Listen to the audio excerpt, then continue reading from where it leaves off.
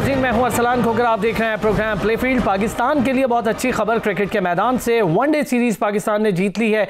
2-1 से one day series जीती, यानी 2 मैचेस पाकिस्तान ने, 1 साउथ अफ्रीका ने जीता। Pink day match south Africa के नाम रहा और अनफॉर्चुनेटली पाकिस्तान वो मैच हारा, लेकिन पाकिस्तान को कोई फ़र्क नहीं पड़ा और पाकिस्तान की रैंकिंग पॉइंट टेबल पे इंटरनेशनली बहुत ज़बरदस्त हो गई। दूसरे नंबर पे पाकिस्तान जंप कर गया।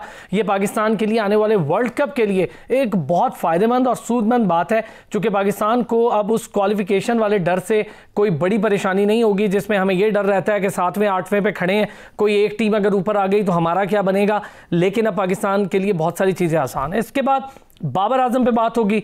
What a class batsman Babar Azam, और बाबर आजम की शानदार इनिंग्स की बदौलत पाकिस्तान को जो दोनों मैच हैं उसमें फ़तह नसीब हुई। लेकिन एक इम्पॉर्टेंट फैक्टर उन मैचेस में से, जो मैच पाकिस्तान हारा उसका भी और जो मैच लास्ट पाकिस्तान जीता उसका भी, वो अल्हम्दुलिल्लाह से फ़खर जमान जैसे बैट्समैन का फॉर्म में आना है। मैं बहुत लंबे अरसे से फ़खर जमान पे बहुत ज़्यादा बात कर रहा हूँ, उसकी टेक्निक पर भी कर चुका हूँ।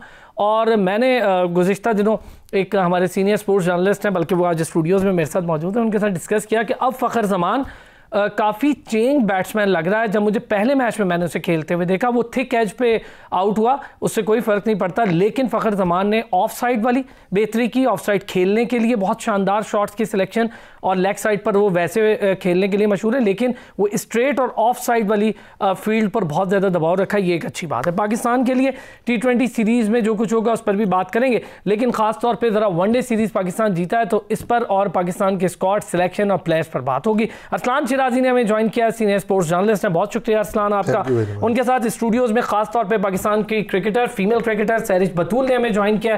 सैरिश, थैंक यू सो मच, आप कराची से ऑन द वे हमारे प्रोग्राम के लिए, बहुत शुक्रिया आपका। और हमें न्यूजीलैंड से ज्वाइन किया है तस्नीम समर ने। Tasneem, thank you very much and very good to have you in my show. Thank you for joining me. और हम लोग ज़रा शुरू करते हैं सर जी अरसलान शिराजी साहब से।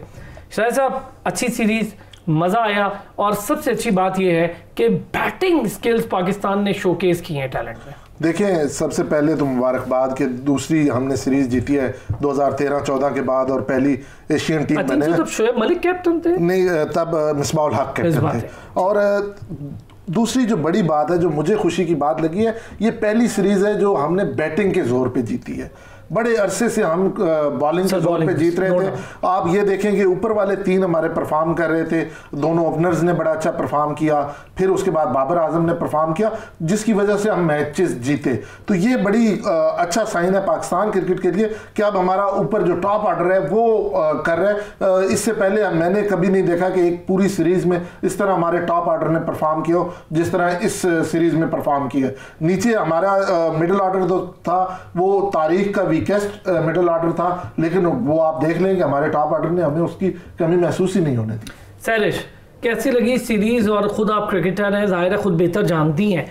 ओपनिंग ऑर्डर हम हमेशा से परेशान रहते थे, हमारे ओपनिंग ऑर्डर ने कमाल वर्कआउट किया है, मुझे बहुत अच्छा लगा। इमामुल हक जाहिर है एक बहुत अच्छा और मुस्तंद बैट्समैन है, लेकिन एक लंबे गैप के बाद पाकिस्तानी टीम में है। Same for Fakhar Zaman.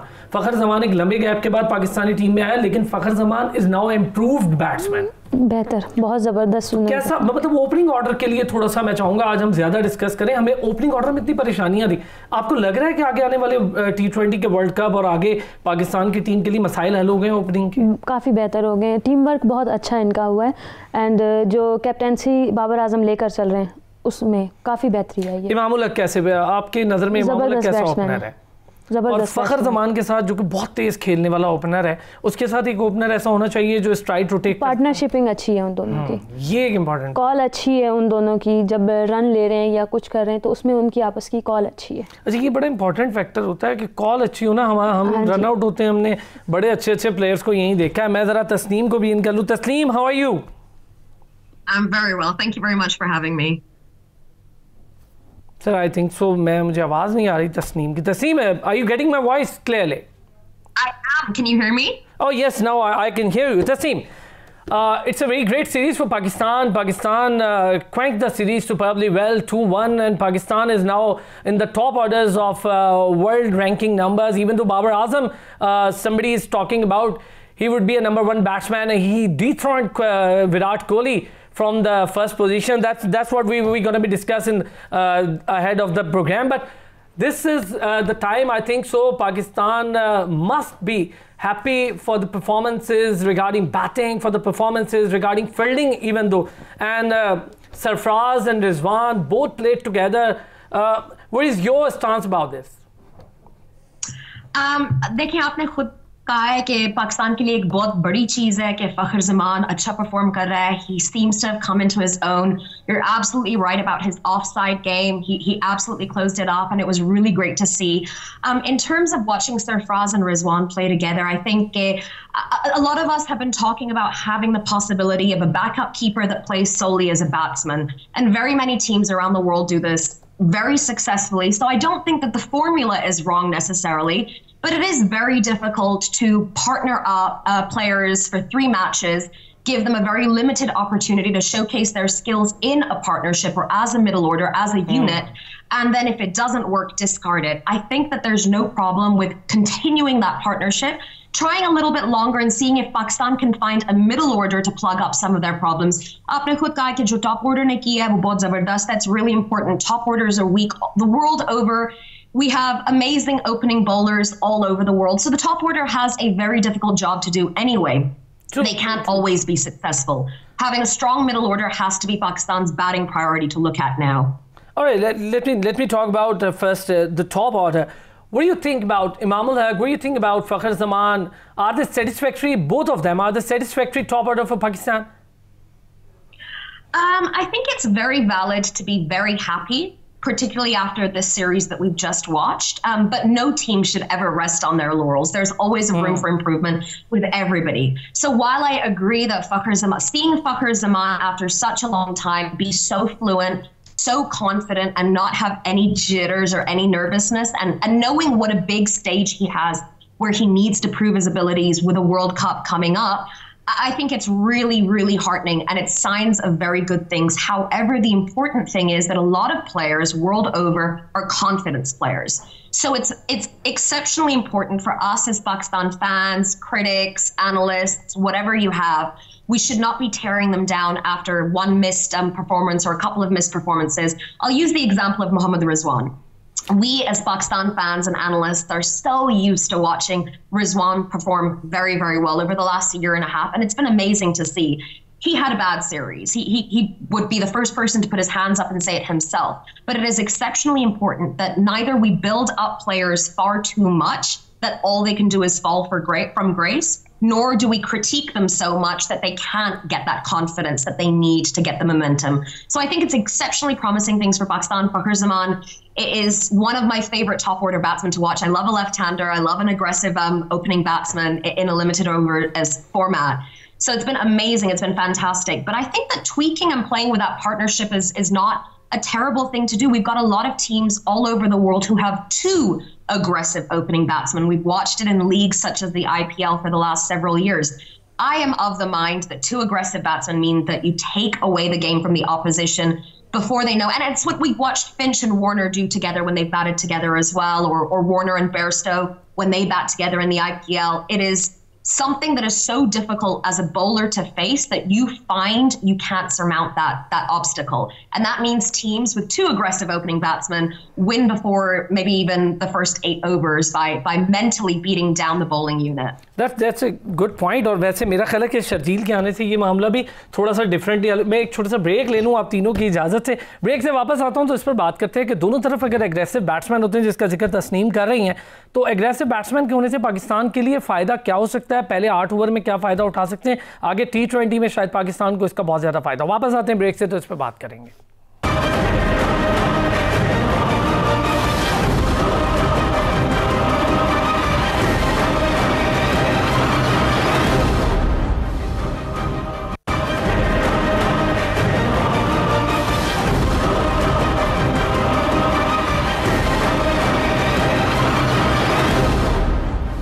Welcome back जी. और तस्नीम ने बड़ा इंपॉर्टेंट पॉइंट उठाया कि 2 तरफ से एग्रेसिव बैट्समैन हो. इमाम बहुत अच्छा खेल रहे हैं लेकिन रोटेट करते हैं बहुत शानदार तरीके से. दूसरी तरफ फ़खर ज़मान का एग्रेशन, अगर शर्जील उस एंड पे हो तो किस तरह की सिचुएशन हो सकती है. लेकिन जो फ़खर ज़मान है उसने एक चीज़ पाकिस्तानी टीम में भी, अब मेरा ख्याल नई जहत है पाकिस्तानी टीम के लिए कि 193 करके चेजिंग पोजीशन पर होकर हम 300 प्लस कर जाएं और दूसरी टीम ऑलमोस्ट इस पोजीशन में आ जाए कि मैच हारने वाली हो, तो यकीनी तौर पर ये नए लड़कों के लिए भी सीखने के लिए है और जो खेल रहे हैं ऑलरेडी टीम में उनके लिए भी है कि अगर कोई एक बैट्समैन इतना बड़ा परफॉर्मर एक साथ इतनी बड़ी स्कोर और परफॉर्मेंस दे सकता है तो फिर पूरी टीम अगर थोड़ा थोड़ा कर ले, हिस्सा डाले, तो शायद वो मैच भी टर्न हो सकता था। अरसलान चिराज साहब, देखें, जहाँ तक बात करूँगा मैं इसकी फ़ख्र ज़मान की, तो इसका क्रेडिट हम जो कहते हैं ना कि सीनियर्स के साथ खेलना या सीनियर से सीखना, तो ये जो इनिंग्स उसकी 2 हैं, 200 जो उसने किए हैं, एक बहुत बड़ा यानी 193 का उसने किया है, तो ये सारा क्रेडिट मैं हफीज़ को दूंगा। बिल्कुल सही। और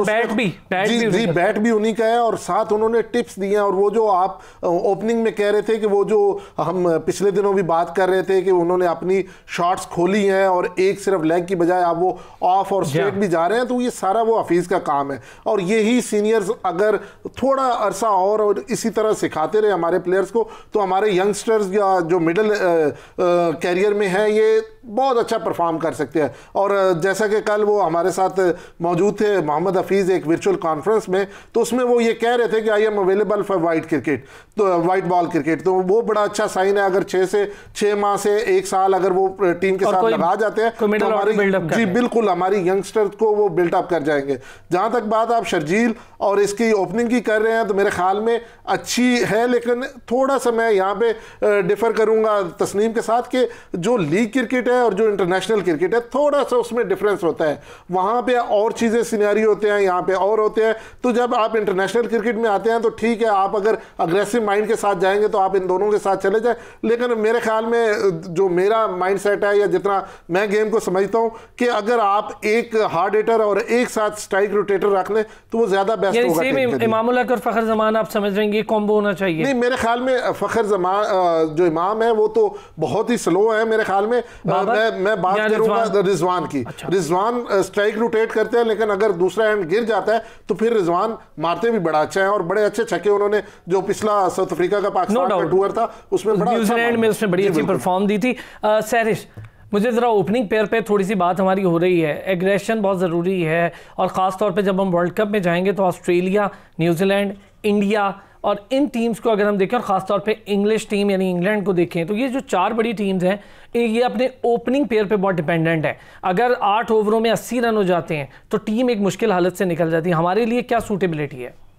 एग्जैक्टली सही कहा आपने कि अगर हम ये चीज़ देखेंगे कि हमारे पास प्लेयर किस टाइप के हैं और उनको उस हिसाब से भेजा जाएगा। और दूसरी चीज़ इसका बाबर आजम और फ़खर ज़मान का कंपैरिजन अच्छा है, ये अच्छी पार्टनरशिप कर सकते हैं बतौर उनके इमाम उल हक के, वो बहुत ज़्यादा स्लो हैं। अच्छा ठीक है, हाँ ये बात तो आपकी दुरुस्त है कि इमाम से अच्छा बाबर अगर करेगा तो फिर आप क्या समझ रही हैं रिजवान को कहाँ खिलाएं? रिजवान को चौथे पे खिलाने का कोई अच्छा एक्सपीरियंस नहीं? वो भी अच्छा टारगेट दे देते हैं, अच्छा चेस करते हैं, वो अगर रुक जाएं तो टिक जाएं, उन पे डिपेंडेड है, टिक जाएं तो वो थोड़ा सा अपने हिटिंग जल्दी करने की कोशिश करते हैं जहाँ तक मैंने नोट किया उनको। और जो हफीज़ हैं वो काफ़ी अच्छा परफॉर्म कर रहे हैं और मैं चाहती हूँ इसी तरीके जितने भी हमारे सीनियर प्लेयर्स हैं वो दूसरों को सपोर्ट करते रहें, सिखाते रहें। मैंने उनका ट्रेनिंग सेशन देखा था, उसमें वो लोग एक दूसरे को नॉकिंग करवा रहे हैं, सिखा रहे हैं, उससे यंगस्टर्स को बहुत कुछ सीखने को मिल रहा है। ये चीज़ अच्छी अचीवमेंट है। Tasneem, we have been it's been a long time. We have been facing a problem in opening pairs, but it's resolved now. We have Babar Azam, we have Imam ul Haq, we have Fakhar Zaman, we have Rizwan as well, we have Sharjeel. But still, what the problem we got is in the middle order. That's what we have seen in the last series. What do you think about this? I think the middle order is a really difficult problem because हम सारे opening combinations और middle order के बारे में ऐसे बात करते हैं जैसे ये static चीजें होती हैं, and they're absolutely not. They all depend upon the match situation. तो मेरे दोनों colleagues ने बहुत ज़रूरी बात की, अच्छी बात की है। एक तो रिजवान और फ़खर ज़मान का opening partnership की बात हुई थी, and Mohammad Rizwan is an interesting character. He's not slow and he's not an aggressive hitter. He is a smart cricketer that has both modes. और देखें आपने इसलिए ये recognize किया क्योंकि match situation turn हो सकती है और उसका मतलब हो सकता है कि जो outright aggression होती है that can become invalidated or it can become a little bit of a weak point. in your gameplay. So this is a very important point to note. And Sarish ne bhi ek bahut zaruri baat ki hai ki you have to look at the players that you have in front of you and try and formulate a team that works there. So sadly, a lot of this is about experience, trying different combinations, seeing who works well together, and seeing what type of top order structure then gives you possibilities for your middle order. तो आप बिल्कुल सही कह रहे हैं, हमारे पास इस वक्त काफी सारे ऐसे प्लेयर हैं जो परफॉर्म कर सकते हैं अपने रोल में, करते जा रहे हैं अपने रोल में perform. That's exceptional. But and what really is now there is another option. Hafiz is there for white ball as well, for the T20 as well, and Hafiz is there. What do you think? That would be the relaxing impact for Babar Azam that Hafiz is in the team, because Hafiz is in the best of form of his life. I don't think anyone should disagree with this statement. I was in Hamilton, the New Zealand series where Hafiz just played an absolutely superb innings. It was beautiful to watch. And I've been lucky enough, actually, that every time Hafiz is traveling with a team to the UK, to New Zealand, to countries that I'm based in, I have been able to see some remarkable knocks over the last maybe 3 years or so. I have no problem with older players, with players that maybe have had some tensions in the past. I think that all of this is not insurmountable, particularly for the experience. And like one of the other colleagues mentioned, that has a knock-on effect to your junior players. It has a beautiful knock-on effect that teaches them. So I think Hafiz could be a very good option in the middle order. He has both those modes. He can hit incredibly aggressively. One of the biggest sixes I've ever seen at Seddon Park at the Hamilton ground was hit by Hafiz. And it would seem surprising to anyone who doesn't know his gameplay, but it's absolutely true. So I think it's an exceptional idea. I think the difficulty that Pakistan has, and we can suffer from this, we have suffered from this historically in our past, is sometimes a team, a country, an individual, whatever you want to think of it as, is so rich that you forget to count your blessings and you don't know what to do with your riches. You don't want to be in that type of situation. Same इस पे मुझे ज़रा हफीज़ इस वक्त best form में अपनी life की. हफीज़ हमारे लिए मिडिल ऑर्डर का भी काम कर सकता है. हफीज़ हमारे लिए एक बूस्टिंग इंजेक्शन का भी काम करता है. हमेशा से हमने देखा जहाँ पर प्रॉब्लम होती है, हफीज़ जैसा तस्नीम कह रही है, बड़े बड़े छक्के भी हफीज़ मार रहा है. एज मैटर नहीं करती. नहीं, देखिए आजकल के दौर में एज तो मैटर करती नहीं है, आपकी फिटनेस मैटर करती है.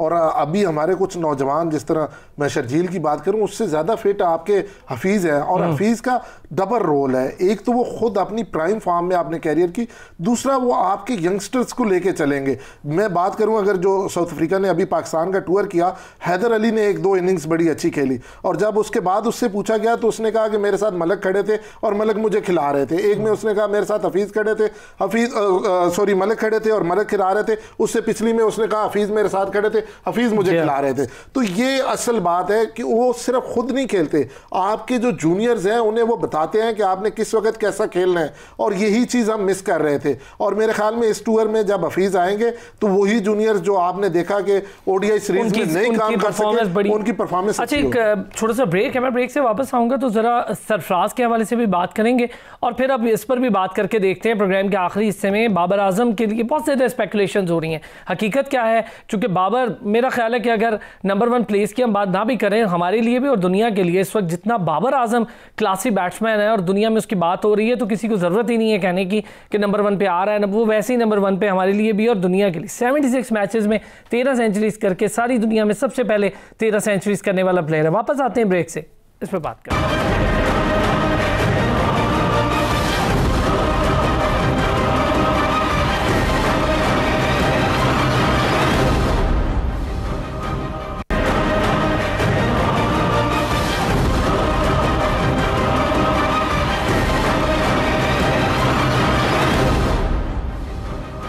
वेलकम बैक जी. और ब्रेक पर जाने से पहले मैंने कहा था कि बात करेंगे ज़रा बाबर आजम, रैंकिंग, पाकिस्तान की टीम, पाकिस्तानी टीम की रैंकिंग, मिडिल ऑर्डर, सरफराज का होना. सरफराज ने अगर एक में परफॉर्म नहीं किया तो कंटिन्यू चांस देना चाहिए, क्योंकि हमारे पास जो बैठे हैं सारे एक्सपर्ट्स भी हैं, दुनिया भर में क्रिकेट कवर भी कर रहे हैं, देखते भी हैं. और तस्नीम तो ख़ुद कमेंटेटर भी हैं क्रिकेट, और उसके साथ साथ स्पोर्ट्स जर्नलिस्ट भी हैं. शिराजी साहब स्पोर्ट्स जर्नलिस्ट हैं. हमारे पास क्रिकेटर सैरिश बैठी हैं. शिराजी साहब, नंबर 1 बाबर आजम की स्पेकुलेशन हो रही हैं, अभी तक हमने देखा नहीं. मुझे तो पता है, लोगों के लिए ज़रा आप ज़रा कंफर्म भी करें और क्लियर भी करें, क्या मामला है? नंबर 1 हो गया बाबर आजम? देखिए बाबर आजम नंबर 1 हो गया है। यहाँ पे मैं अपने नाजरीन को ये बता दूं, जैसे अरसलान भाई ने कहा है कि मैं क्लियर कर दूं, हर वेडनेसडे को 12 बजे दुबई टाइम के मुताबिक, यूएई टाइम के मुताबिक 12 बजे जो रैंकिंग होती है वो अपडेट होती है, और फीमेल की वो ट्यूसडे यानी मंगल वाले दिन होती है 12 बजे। तो जब बुध आएगा, वेडनेसडे आएगा, 12 बजेंगे, तो जो वो रैंकिंग अपडेट होगी उसमें बाबर आजम नंबर 1 पे आपको दिखाई देंगे। ये इशू है अभी तक, क्योंकि वो अपडेट नहीं हुई, वो हो चुके हैं, उनके पॉइंट्स बढ़ गए, लेकिन वो ऑफिशियली बुध वाले दिन। अच्छा, मुझे लग रहा है तस्नीम मुस्कुरा रही है, उनसे भी इस पे पूछ लेते हैं। Tasneem, has Babar Azam dethroned Virat Kohli from the first position? You know, I think there's a lot of us who have been very excited about the possibility of having a player that we can legitimately say is as good as Virat Kohli. It is a testament to Virat Kohli's skill for a number of years that we are so eager to find our own version of Kohli. This is a sentence that I've been saying so very long. You know, we talk about the Fab Four in batting. We talk about Kohli, Smith, Root, Williamson. And I've been making an argument that Babar Azam joined the Fab Four a very long time ago, a few years ago. So it's personally really satisfying to see this. Or it will be when we finally see it officially on Wednesday. And Tasneem, do you think Babar Azam, no need to worry about the first position he got or not, but he is one of the best players in the world this time? Yeah, I think that there's absolutely no doubt about that. Players ko thoda bahut to farak padta hai. Zahir, rankings are an official recognition of your talent and the effort that you put in for your team, your country, on your own game, but they're not the most important thing. We all know there are flaws within the ranking system themselves. So Babar will be just thinking about improving his game, doing the best he can for Pakistan. He'll be looking at his future and wanting his name to be mentioned, like we still talk about batsmen like Inzamam and Mohammad Yusuf and Yunus Khan and many batsmen from generations gone by. So I think that he'll probably be interested in his long-term goals still. He is so very young. He is so very young. And we have seen holistically throughout the world that now players are reaching their peak, particularly batsmen, slightly later and later. I would say that, you know, maybe Ben Stokes has just reached his peak and he's 30 years old. Yes. So things have changed from what we used to see in the past. He has so much time. And he, funnily enough, reminds me a little bit of the excitement that I had. I'm originally from England, from Essex. And all right, Tasneem, I need your short comment on that. Do you think that's the damaging... one thing else. Do you think the damaging part for South Africa is the 4 or 5 players that left South Africa for IPL? That's the damaging part for South Africa? Of course, no team wants to see their best players leave for a series, and we all know the difficulties of counterbalancing your international season with your league duties as well, or players' individual league duties. So South Africa are not going to be excited about that. But I also know that they will not feel like they're putting a second string team together.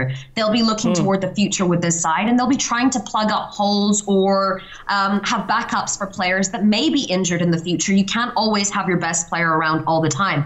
So while they very much know this is not their ideal side for the contest, they won't be going into it thinking, oh, it's only our second string guys, not to worry about it. There's a World Cup coming up. Everybody is very well aware of that. And the young side of South Africa has fought superbly well in the last one day. That's true. Sir, थोड़ा सा इस पे comment कि आप अपनी country को छोड़कर पैसों के लिए एक लीग में जाएं। मेरा ख्याल है आईसीसी का काम है इसमें, ज़रा अगर कहीं और हो रहा होता तो आईसीसी सबसे पहले जम मार देती। देखिए, एक तो आईसीसी का काम है कि ये लीग्स जो है वो उनका बोर्ड का भी क्रिकेट को नहीं, बोर्ड का मसला ये है कि मेरी बोर्ड हुकाम से क्रिकेट साउथ अफ्रीका से बात हुई तो उन्होंने कहा कि 2 चीज़ें हैं। एक तो हमारा MOU साइन है BCCI से, और उन्होंने हमें पैसे पे किए हुए हैं कि इस जो ये विंडो होगी IPL वाली उसमें आप नहीं रखेंगे। तो मेरा उनसे यही सवाल था कि जब पाकिस्तान ने कहा था कि हम ये टूर नहीं करते, हम इस विंडो में अपनी PSL करवा लेते हैं, तो उस वक्त आपको ये याद क्यों नहीं था? क्योंकि ऑस्ट्रेलिया टूर छोड़ गई थी, प्रॉब्लम था। जी बिल्कुल, उस प्रॉब्लम के बाद उन्होंने कहा, और हमने तो साथ दिया था। जी बिल्कुल, लेकिन ये ICC को इस पे करना होगा कि ये जो लीग्स हैं ये इंटरनेशनल क्रिकेट से बढ़ ना जाए, और ये इंटरनेशनल क्रिकेट के लिए बड़ा हार्मफुल होगा अगर ऐसा कुछ हुआ।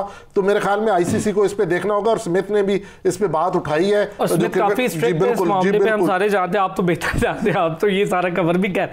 सैरिश, मुझे बताएं, आप खुद बैट्समैन हैं, आप किस पोजीशन पे खेलती हैं, जरा ये भी हमें बताएं। फिर दूसरा, जब इम्प्रूवमेंट का टाइम होता है, आप समझती हैं कि जिस तरह से रिजवान ने खुद को इम्प्रूवमेंट के इस सांचे में ढाल दिया है कि अब हम उसकी बात करते हैं, हम उसे खिलाना ज़रूरी समझते हैं। सरफराज को थोड़ी सी मेहनत की ज़रूरत है बतौर मिडिल ऑर्डर बैट्समैन, क्योंकि हमें लगता है कि एक सीनियर कंपेनर होना चाहिए टीम के साथ। मैं 2 डाउन जाती हूँ एंड ज़रूरत है काफ़ी, जितने भी हमारे यंगस्टर्स हैं बहुत ज़्यादा इम्प्रूव कर आए हैं। शर्जील को देखें आप, उन्होंने PSL में काफ़ी अच्छा परफॉर्म किया है। और अगर नीचे आए, फ़हीम अशरफ एक बॉलर हैं बट वो बैटिंग करने आते हैं, काफ़ी स्कोर्स भी रह भी जाए तो उसमें भी वो अच्छा परफॉर्म कर जाते हैं एंड टू एंड, ठीक है, वो अच्छी हिटिंग कर लेते हैं। हसन अली भी लास्ट मैच में अच्छा परफॉर्म कर गए।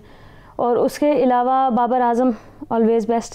बाबर आजम तो जी उसके बारे में तो मेरा ख्याल है अब कोई भी बात करता है, we feel proud. Yes, we always feel. मेरे ख्याल में अब तो हम ना, हमारे पास अल्फाज कम हो गए, माशाल्लाह भी कहते हैं सर, माशाल्लाह से कहते हैं। Tasneem, what do you think about the bowling squad of Pakistan? Do you think so?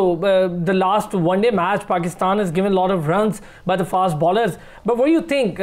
What will be happen in the T20s? Because there's Shaheen Afridi, Haris Rauf, a lot of options Pakistan has.